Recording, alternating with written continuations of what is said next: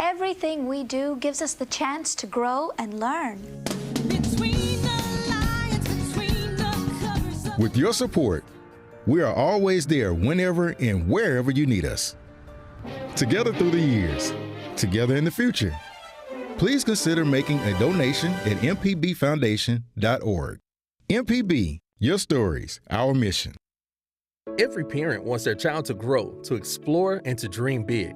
At MPB, we're proud to support families and teachers across Mississippi with trusted educational programming and resources that inspire learning and spark imagination.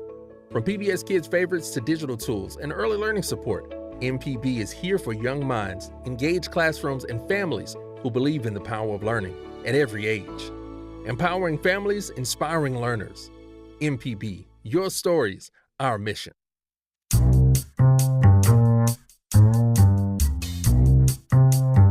Good morning. Welcome to Deep South Dining right here on MPB Think Radio. Malcolm White with my co-host, cohort, co-conspirator, and skillet buddy, Carol Palmer. Good morning, Carol. Hey, Mel. How you doing? So far, so good. I know you're doing good. We were talking right before the show about your trip to Meridian with Rick Cleveland to do a program. And I just made a note for the people that you and Rick had a dish in Meridian. You said it was grandma in a cup. Yeah, it was peach cobbler. Besides our presentation that Rick and I made at the Max in downtown Meridian about athletes, arts, and entertainers, there was also a farmer's market going on there, and they had these vendors set up, and this one lady had made homemade peach cobbler. So that's what Rick and I had for breakfast Saturday morning. Well, you before heard our it here, presentation. grandma in a cup. Grandma in a cup. But the night before, we got over there and we spent the night at the 3-Foot Hotel in downtown Meridian. If you haven't been, you should go. Downtown Meridian is got it going on. There's a lot going on, and things are popping in downtown Meridian. We were asked to make a presentation at the MAX, the Mississippi Arts and Entertainment Experience, about artists and entertainers and athletes. And Rick and I came up with 21 people to use as examples, but when we left, we had 25 because the audience just kept suggesting. Just give an example. Well, like Willie Morris and his interest in baseball and his Always Stand In Against the Curve book of short stories about sports. We talked about Morgan Freeman not going out for track, even though he was a great runner, because this woman, Wiley White, was afraid she was going to show him up, so he just didn't go out. We talked about Tricia Walker and her basketball days and her track. Colin, she ran track, played tennis at Colin, ran track. And then just wrote a few songs and sang on the side. Yeah. And, country, Charlie Pride. Baseball. Conway Twitty also played baseball. Willie Dixon, the great Willie Dixon, was also a boxer. Really? Elvis was a boxer early in his high school days. Who knew? Paul Thorne was a boxer. Did y'all just think this up hanging around? Well, what happened was Penny Kemp, who runs the Max, came to me and when she took over, and we were just brainstorming about things she could do, and she said, I really need something to attract young people. And so I said, well, there are 3 possibilities for young people. 1, music. 2, the opposite sex. And 3, sports. And she said, oh. I said, why don't you let me invite Rick Cleveland over, and we'll talk about artists who are also athletes and athletes who are also artists. So we came up with this thing, and Rick said yes. And so we finally presented it this Saturday night. But what I was going to tell you about is on Friday night, this past Friday night, we went to a place I've been wanting to go to eat for a long time. And it's the Rustler in Meridian. It's out on Old Highway 80. It's a family-owned and operated steakhouse. So, but they also really have a lot of cool, like fried onion rings with comeback. We had the fried crab claws that was just delicious. But anyway, Rick and I had ribeyes. We had grilled asparagus, and we had a wonderful dinner. at the Rustler. If you've not been, check it out. So we had peach cobbler for breakfast, ribeyes for dinner, and a really good time over in Meridian. So that's Rick Cleveland and we talked about. Let's invite Rick on next time. Yeah, let's do it. He's coffee, also a fantastic coffee cook. shop. Great cook. He was the one who instigated last week's conversation about knives and who sharpens knives, and we talked about that in a full segment. And Jason Klein, our former director of radio here, sent us a photograph of what looked like an antique knife sharpener. It was really a cool looking rig. And we had lots of suggestions about services. You talked about the place in New Orleans. We talked about, I hear that Ace Hardware also sharpens knives. We talked about different types of knife sharpeners. But all that came from a conversation with Rick Cleveland. Because yes, he's very much a foodie, though that's a term I'm not particularly fond of, but people at least understand what it means. Now, yesterday I took the grandkids to the Pickle Festival, Carol. And now I'm looking at the schedule. What annual at the top? What year was this? Does it say? It doesn't. Seems like it's about the say. 6th or 7th year of the Pickle Festival at the Mississippi Ag. And did you enter the pickle eating contest? I did not. We had a blast. They had the Mississippi Extension Service there. They had demonstrations on pickling, and I got a recipe for us to post on our website, Marissa, for refrigerated spicy dill pickles. My grandkids got T-shirts. They planted a cucumber seed in a little pot. Each child got a cucumber plant of their own to take care of. There were demonstrations, as I said. It was a good time had by all. So, well, you're a good pickle maker. I've had some of yours before. Is it that you grew up in Stone County near Wiggins, near the pickle factory? It could have had something to do with that. My first job was picking cucumbers. Oh my goodness! As a kid, and certainly I grew up in and around Stone County, and Wiggins was during my childhood the largest pickle factory in the world. And of course Dizzy Dean was around, and Dizzy Dean was a part of Rick and I's talk about, old Diz. All comes was a full character. circle. Was quite a character. All the way back to Wiggins. Always. Well, Wiggins. How about cooking and coping these days? Yeah. It's been fantastic. Very good participation, and we want to remind our listeners that you can join. It's no big deal. Just Google or search cooking and coping, and there will be, and you can just join right in. We'd love to have you. You will find a lot of inspiration, and some people even post their recipes, but it's so much fun seeing what people are pulling out of their gardens already and creating. Yeah, 'tis the season for gardens, and we will begin that conversation in our next segment. And a third segment, we're going to talk about composting and worm poop, among other things. Well, there you go. But we're not Felder rushing. This is not the Gestalt gardener, but we will talk about these things because we think that a lot of people have home gardens and are growing tomatoes and vegetables and such, and they need to know about composting. Did you by any chance see Lee Bailey's post? I think it was last week. She had bought these beautiful beets at the Two Dog Farms farm store. I did not. And she roasted the beets and then had goat cheese and pistachios on top of that with a drizzle of balsamic. It looked wonderful. But the best thing that I've seen in the past couple of weeks came from Mike Wagner, our friend at Two Brooks Farm, the rice man. The Renaissance man. He did the most amazing salad for Rogation Sunday at his church, and it was this beautiful big bowl that had 3 kinds of rice and just a mirepoix, which is just cut up tiny vegetables, all the cut up tiny vegetables of the season. And it was, it just kind of showed the abundance of what we have in Mississippi. Yeah, Mike grows, of course, is a rice farmer in the Delta and grows a variety of rices. Yeah, and he had the black sable rice in here and the white Basmati rice. So it was, we need to get him in the studio. He's elusive. He's tough. He's on the move. Yeah. But we will try to get him in when we can. Hey, so Carol, also I made a trip to Oxford. I drove up last week and dropped off my grandson at his grandmother's house. Vivian and Walter took him for a week, and while I was there, I thought, well, I'll touch base with our great friend Sally Killebrew Holworth. And so it dawned on me that there was a baseball game going on in Oxford, and there were 1 million people in town, and I thought, I don't even really want to fool with that. So I said, Sal, why don't you meet me at Taylor at the Plein Air?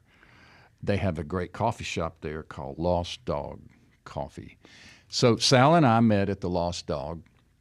But of course, Carol, at the appointed hour, I had arrived on time, and Sal was a bit late, which she want to be. So I had this time. That surprises me. So I had some time to fill waiting for Sal to arrive. Although she lives in Oxford and I was driving in, I, of course, arrived on time, and not so much for Sal. But during that time, I got to explore the new Lusco's that is being built on the property of Plein Air. And the building is finished. All of the old contents, the furniture, the shelving, the ducts, all of that stuff is in place.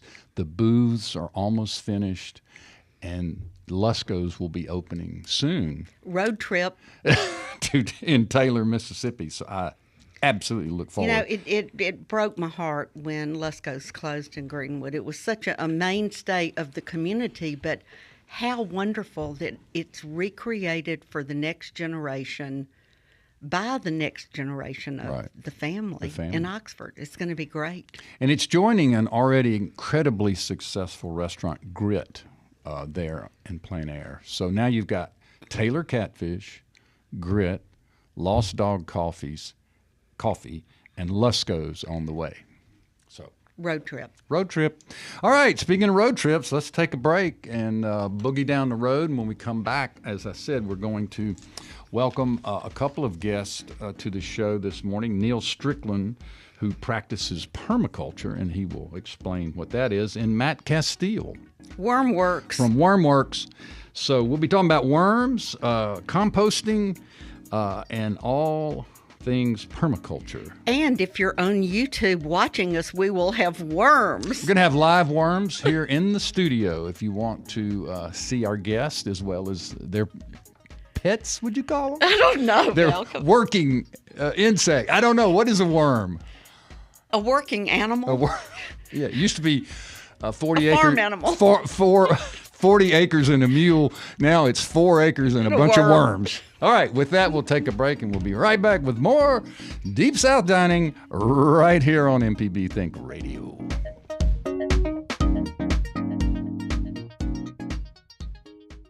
Support for MPB.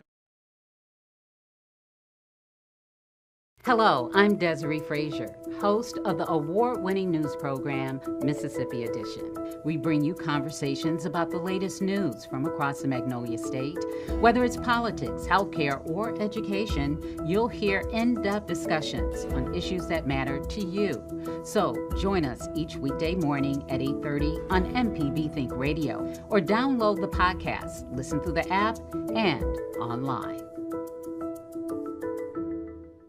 Mississippi is a place of deep roots where every story matters and every voice can be heard. At MPB, we stand with our local communities, bringing you the voices of those who shape our state through local programming that reflects our culture across small towns to big cities, from the Delta to the coast. We tell the stories that define us, from the music that carries our voices to the leaders who inspire change. MPB brings you the heart of Mississippi, celebrating Mississippi one story at a time. MPB, your stories, our mission.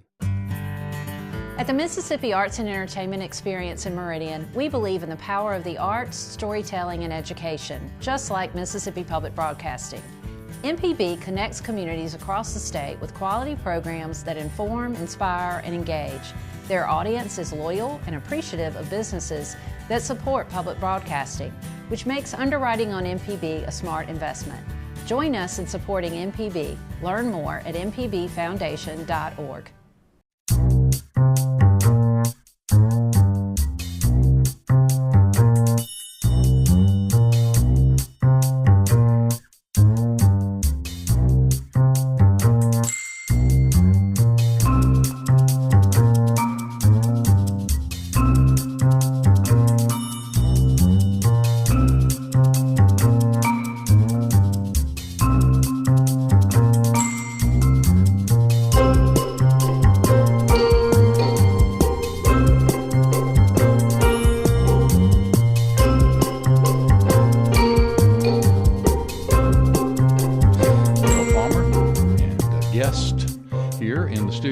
This is a first.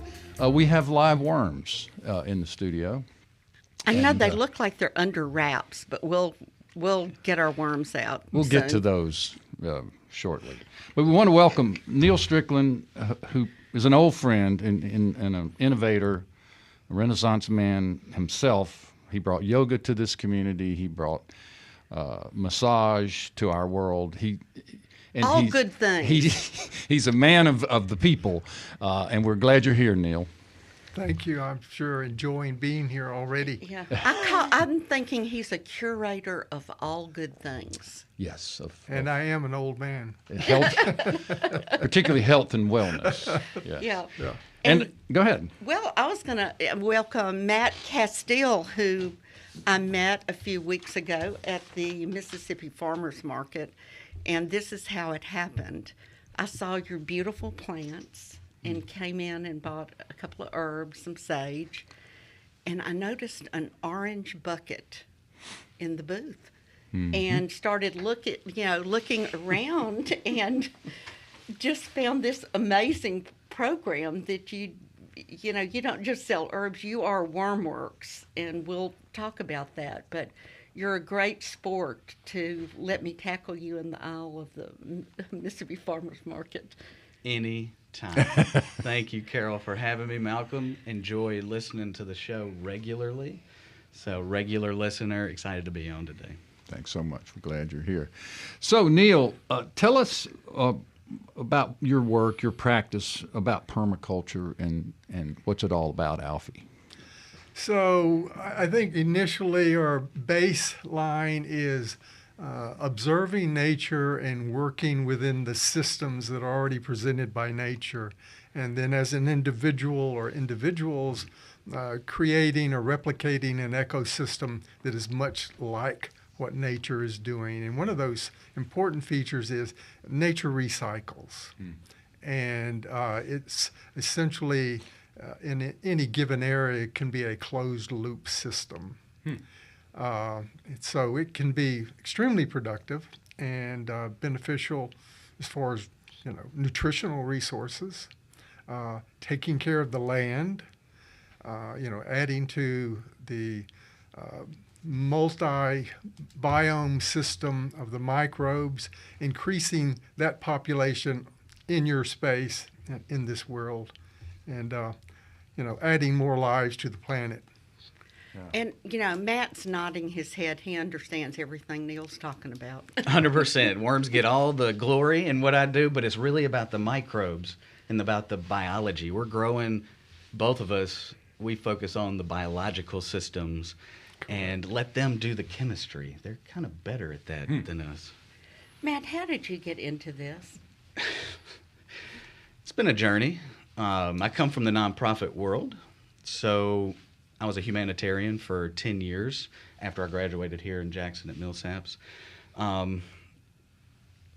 Where did you go? Yeah. So I wanted to find my way into the food system. Working in so many different countries, we did meal packaging with an organization that did crisis and disaster response. And so for me, I wanted to focus a little more hyper-local. And what that ended up being for me was the humble worm and finding how it does this biological recycling and seeing how our waste is connected to our food production. And that's what we try and do at Wurmworks, is help people understand that when you throw that banana peel or that apple core in the garbage, it goes to the landfill where it decomposes anaerobically, which then emits methane and increases our our heating elements, right? And so what we're trying to do is sequester that. Yeah. Well, what countries did you work in? Yeah, 21 different countries. So I was all over the place. We were in Romania and Brazil and South Africa, India. With what organization? It was an organization that's now called Rise Against Hunger. Folks in the Mississippi area. I ran the Jackson branch of that for about 10 years, about 4 years, and then I ran the international program for about 5 years. And so we're all over the place. And I saw, I was just kind of reading about your stuff on the internet that y'all work a lot in Midtown. Yeah, right now, I can't get too far away from the nonprofit world. My heart is in my community. Right. I feel like everything I want to do with my life is make an impact. It's what impact am I making in my community? And my wife and I live in Midtown here in Jackson. Currently, we're in a farm to school program that we're in partnership with Midtown Partners. Right. We've put in multiple orchards, everything from sour cherries to fig trees. In Midtown? In Midtown Jackson. Go check out Midtown Partners website. There's a landing page for F2C, it's Farm to Community. This is through a Farm to School USDA grant. Do you still have the huge garden space? We have a large garden space at the primary school there on Lamar. Our great garden coordinator, Dwoski Davis, I go by Cowboy. If you drive by there, you'll get to see Cowboy doing his thing. We got tons of tomatoes and peppers and okra rolling and watermelon. Hey. So there's some amazing things going on. David Patterson helped them get that garden started back in the early days. You remember David? Yes, right, indeed. Neil? Yeah. And you spoke of your home in Midtown. Neil, I'd like for you to share a little bit about your and Janie's home and the land that y'all live on and how you live. So we were together in Jackson in the late 70s, and we did not have enough dirt around our house, and so we started looking to move and moved out, found a place in Raymond. And so we've been in Raymond since 87. And before that, we moved around different places, at which every place I made a garden or planted trees. And we found a place out in Raymond. We were renting, doing the same thing. We were cultivating it, planting trees, and investigating the local flora. And then found the place we're at now in 91. We had been cultivating that property since 87. It was actually around the corner from us, across a couple of fields. And started planting trees, fruit trees. And it was just, it's been a goal to get food from the earth, just walk out and be able to get food.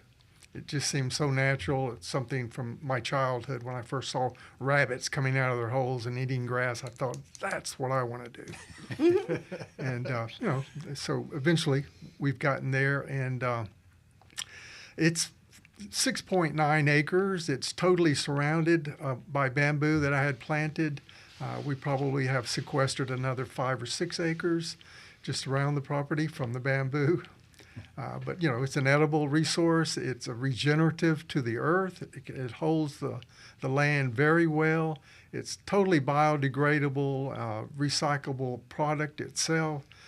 Bamboo has more leaf exposure than any other plant on the planet. So it's a carbon fixer and, valuable also in that route. So that's where we are. When you and I were walking in this morning, having just experienced a fabulous summer shower, I was talking to you about how this rain is so nourishing for those of us who garden and how different it is from the water that would come out of your hose. And you were very eloquently sharing with me what all comes down with the Well, rain. I mean, anything coming down, several hundred feet above us is pulling down primarily, most interestingly, nitrogen molecules and bringing that into the ground, which everything thrives. Nitrogen is like #1 macronutrient, and not to mention other elements that may be in the air. In our case, we have lots of pollen, but that's also a good element for the microbes to feast on. Matt, you're nodding your head. Oh, well, the pollen made me think about, how we started designing our urban spaces and bringing only male trees because they didn't drop fruit. And now we have such a pollen issue. So it was a unique article I read anyway that just made me think of that. So where did the worms come into this?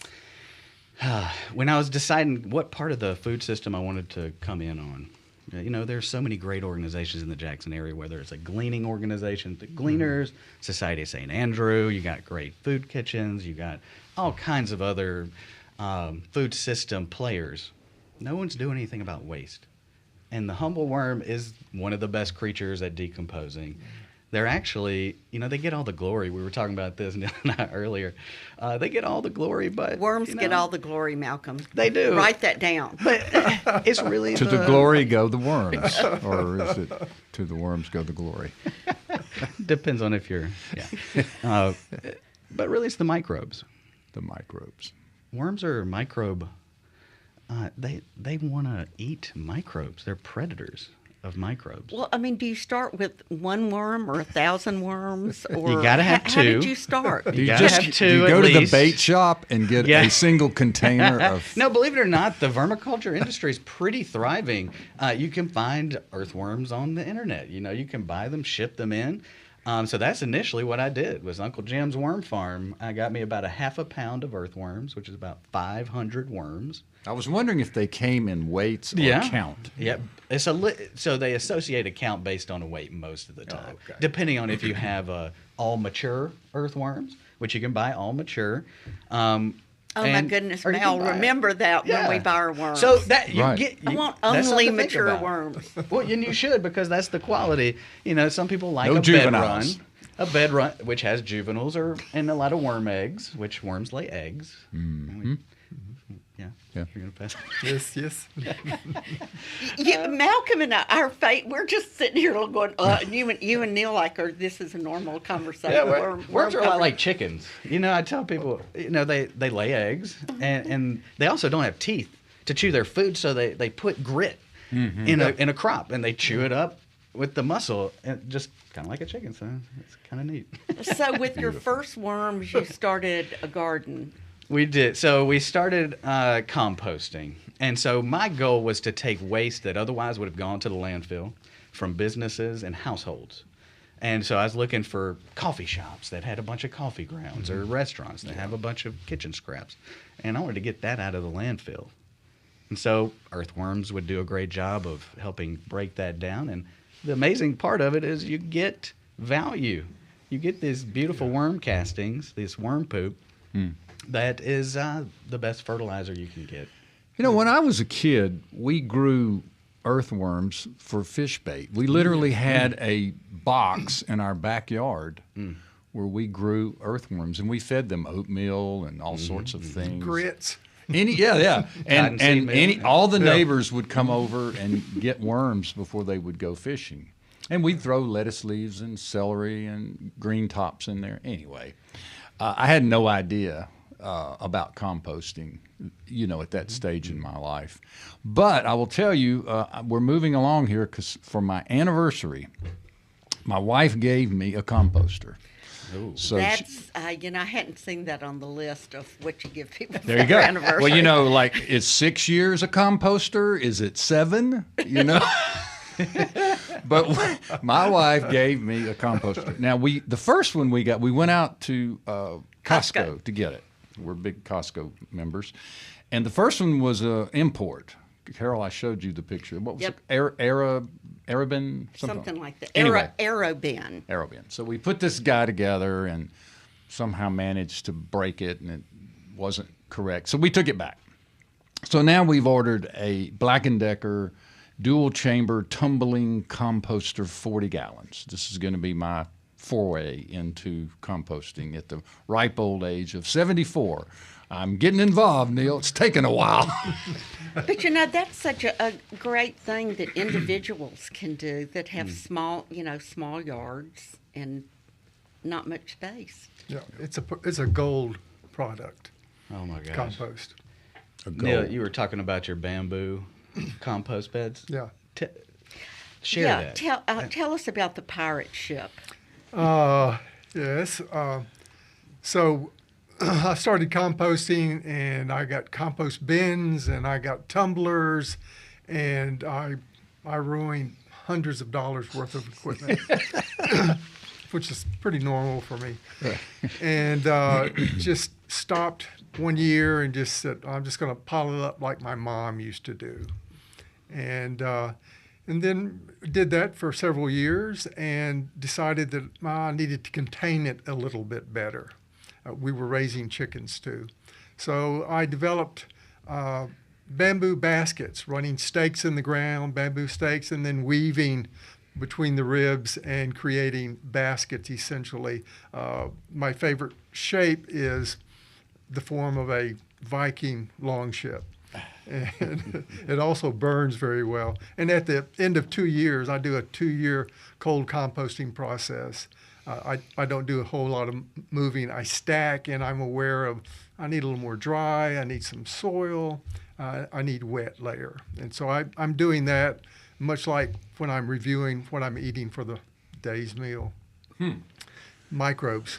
Same thing. Yeah. Now, Neil is my composting partner. Yeah.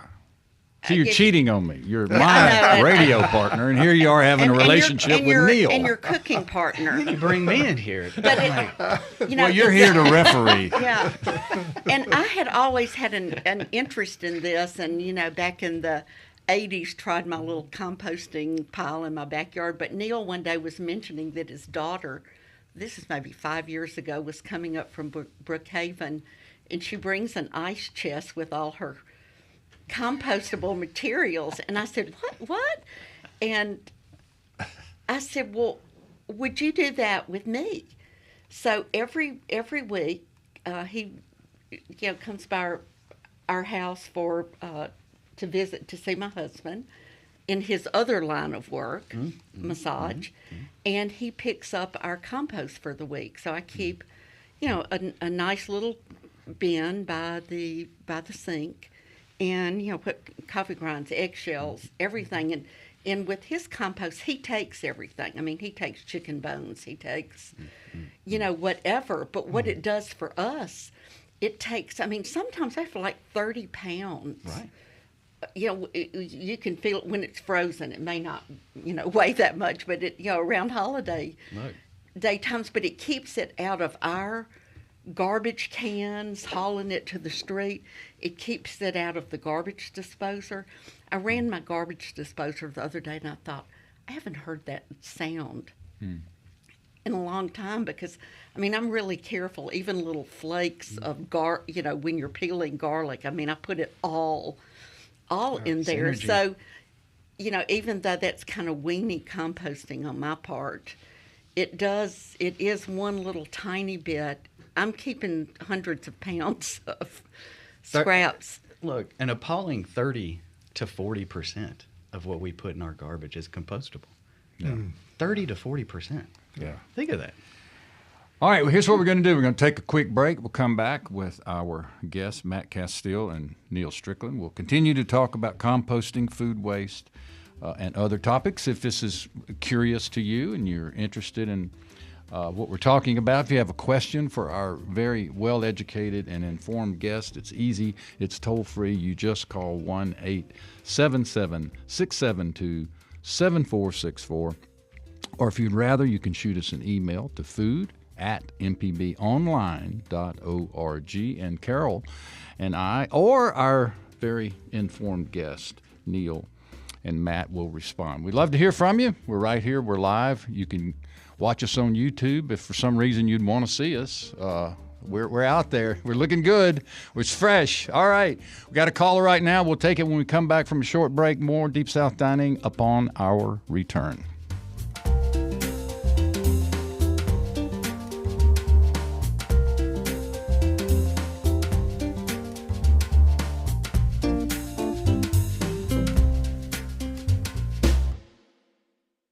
Support for MPB comes from Mississippi. The Measuring Show. Since 1970, MPB has been enriching the lives of Mississippians. Everything we do gives us the chance to grow and learn. With your support, we are always there whenever and wherever you need us. Together through the years, together in the future. Please consider making a donation at mpbfoundation.org. MPB, your stories, our mission. When the weather turns severe, when breaking news affects your family, when Mississippi needs answers, MPB is there.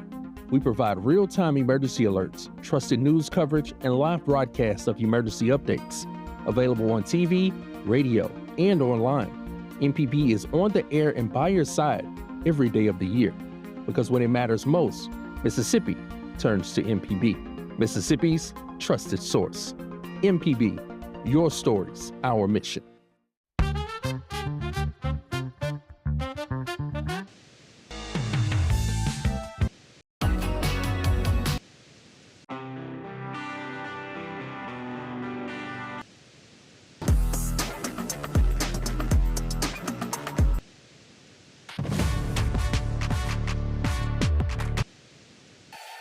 Together through the years, together in the future.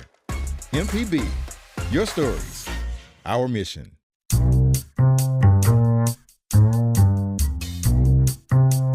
We're back with more Deep South Dining on MPB Think Radio. Carol, what a morning. What a morning. What a morning. What a morning. Worms, compost, and we have a caller. We do have a caller from Vicksburg. Fletch has a question about how to keep critters from your compost. I guess that's the question. Is that right, Fletch? Yes, for the casual composter, like my mother and my wife won't let me do it because of what happened with my mother. It became kind of like what underneath our bird feeder, what I call a rat buffet. How do you keep the varmints out of it? I usually end up adding the varmints to my compost. That's In excellent. a live state or a previously live state? Previously live. I relocate them. If it was a plant or an animal, you can compost it. It can Okay. be, yeah. Yeah. And, it's So the moderate on any sort of odoriferous response to that. That's why you have stuff to put on top of your compost and cover things up and mitigate odors. But that's very valuable resources, those protein resources. So one thing I do, I use like a pallet, just a regular wooden pallet. You can wrap that in hardware cloth. You can use 1/4 inch, 1/8 inch, whatever you feel like, and wrap the whole pallet in that. Then take you a circle of that hardware cloth and hook it together with bungees to make a circle on top of the pallet. Okay? Then do your compost in that circle. And if you want to put a cover on it, put a tarp on it so they can't climb up, that's fine too. But that'll help keep them from getting underneath into the pile and from the sides. Fletch, what kind of composting setup do you have? Is this you have a tumbler, or do you just have or it's your mother? I'm sorry. I have nothing. Yeah, your mom. I have nothing because my wife witnessed the varmints munching on my mother's just out back in the garden. I got you. Open air in the garden. So I'm not sure I can get to the open air situation. So I'll have to investigate some of these. Sounds like these tumblers are enclosed. Yes. Yes. So we've offered two possible solutions. One is adding the problem as a solution. The other is building this sort of hardware cloth. Yeah, if you bubble. look up Johnson SU, SU, bioreactor, And that'll give you an idea. Some people put a PVC in the middle to help with bringing oxygen into the middle of the pile. And just you're going to have to make two. That's the problem with that, is because when you're ready to turn, you got to have somewhere to turn it, right? So there's got to be another one ready to set up for that. And Neil, you cold compost, you don't turn. I don't turn at all. I give it time, and the varmints are part of that process. More like best are the worms, of course, but the mice and rats and even fire ants are breaking down everything that's in your compost, and managing those it's not real difficult. So you set a Viking ship aflame every 2 years. I do. You burn the whole structure down. I actually add things to it, kind of enhance its looks, and then set it on fire, and it's usually a celebratory It's a party, night. Yeah, of course. Of course it's a party. And it does much look like a burning Viking ship. Wow. Yeah, and you get about 500 pounds. A finished product of something that starts off to be about over the 2-year period, I may build it up to about 4 foot, and then it'll cook down to probably about half that, and I estimate about 500 pounds of sifted compost, and that can put an inch of compost on a 100 square foot bed easily. Yeah, and you sift out bone parts. Oh yeah, and I recycle those into the new bin, and let because it continue they're covered to break with microbes. Down. Yeah. Okay, now I want you to tell everybody about your program for composting. Sure. That you can, like kind of what I'm doing with Neil. Right, we call them the clue crew.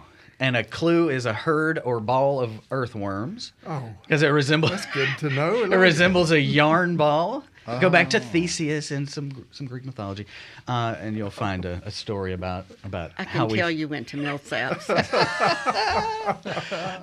But yes, we have the Clue Crew, which are households and their businesses, small businesses around Jackson, that collect their kitchen scraps, and we have a do and don't list. And basically, how that works is you get you subscribe to the plan. You get X amount of buckets, you get X amount of drop-offs, or if it's a business, it's a pickup. And then we compost that with earthworms. And we do I love cold composting with earthworms and doing the static composting like Neil's doing. I do love thermal composting, though. And that's one thing we do, especially with post-consumer kitchen scraps. We want to bring that up to temp. If we're above 131 degrees, we're thermal composting. And that means those thermophiles, which that heat comes from microbe reproduction and digestion. And so we use microbe reproduction and digestion to heat that pile up and kill pest pathogens, parasites. And then we put that in with the earthworms and finish through our earthworm process. So your Clue Crew pays a subscription. Yes, ma'am. Which is $15 a month. It starts, and you get one 5-gallon bucket, and you get unlimited drop-offs if you're a household. So, and we have a couple of different drop-offs around town. We got one behind the Fonder and Fitness building. We got one at Urban Fox's coffee shop. We talked about them last week. They provided us with some coffee, and they have so many cool things going on there.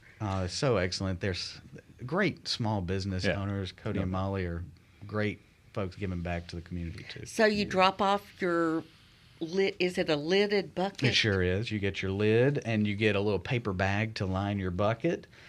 We also put a little bit of peppermint oil in the bucket just in case there's some residual smells from all of our past kitchen scrap collections. So you're going to get a nice, clean, lined, lidded bucket. Great. And so do you get a new bucket? Every time. Every time. Okay. And then 4 times a year you actually get compost. Is that the most correct? Beautiful part is you get compost back. You actually create the compost that you get back.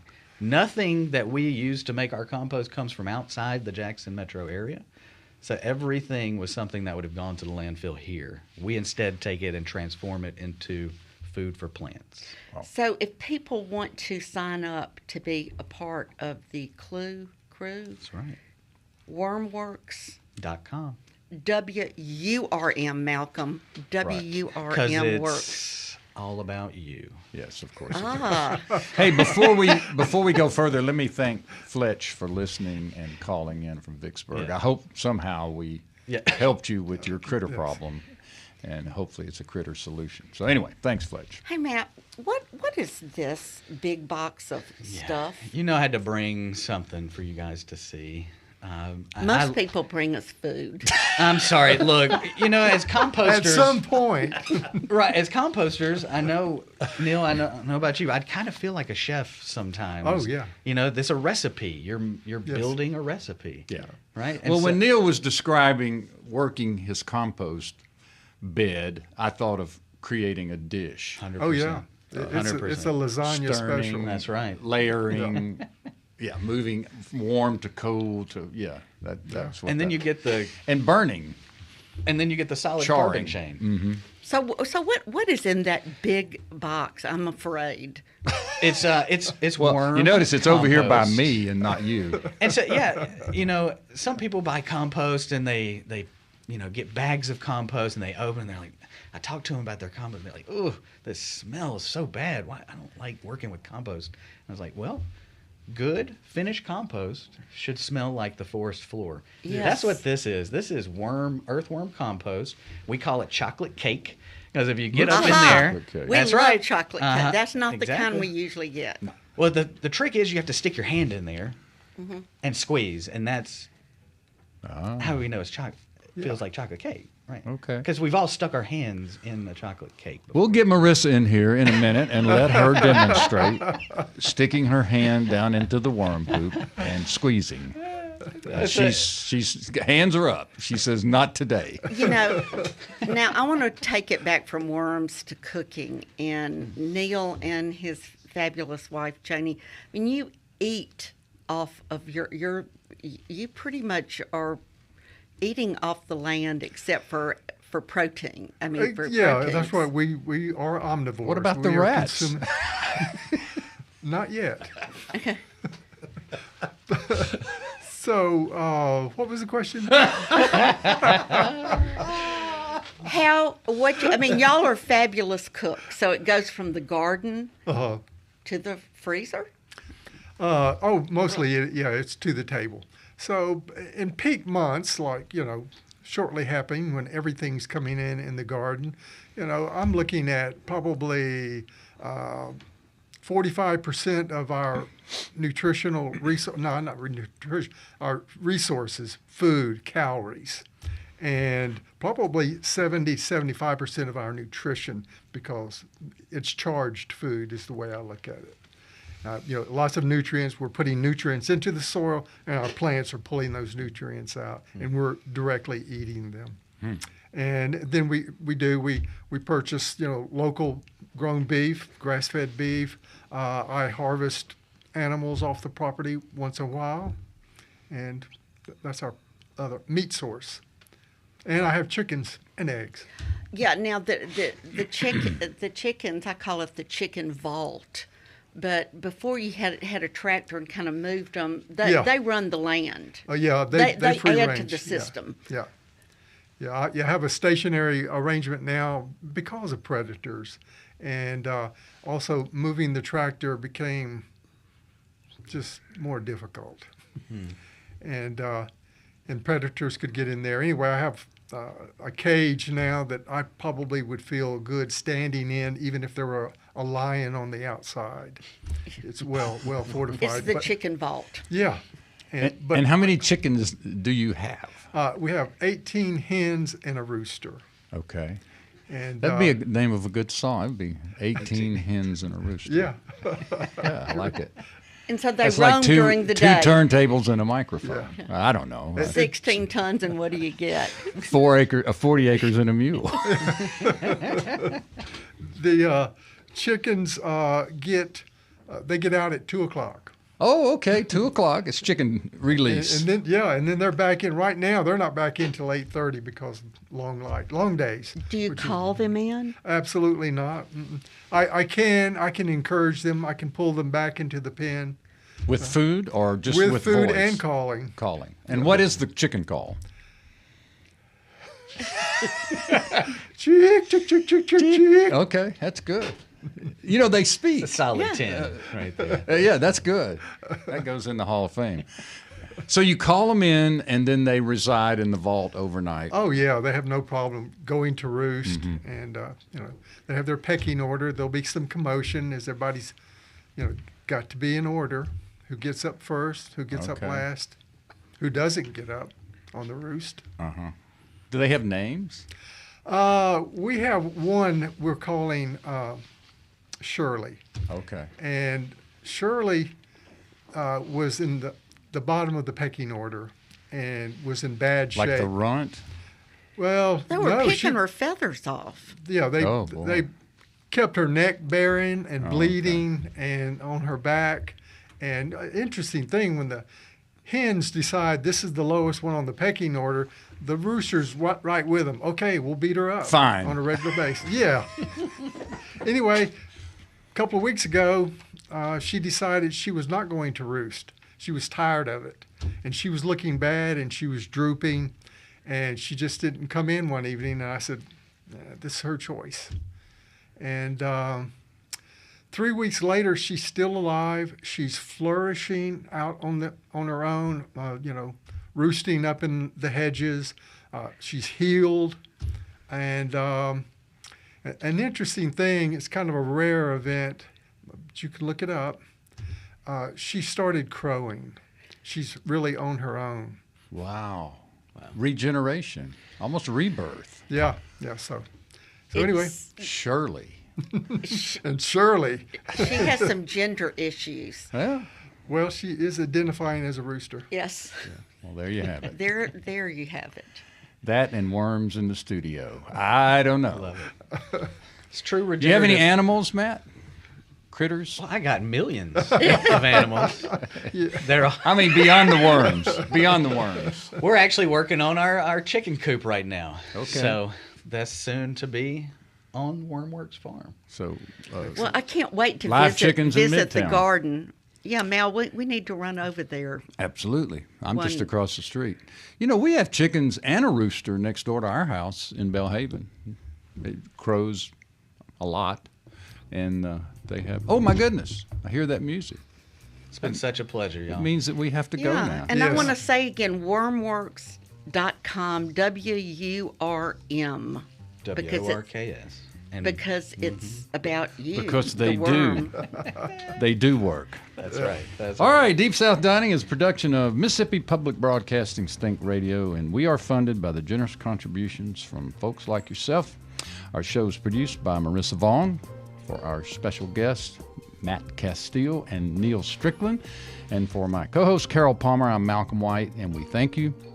We ask you to please now stay tuned for Everyday Tech at 10 and Southern Remedy at 11. And we invite you to join us next Monday and every Sunday morning at 9 a.m. for more Deep South Dining, heard right here on MPB Think Radio.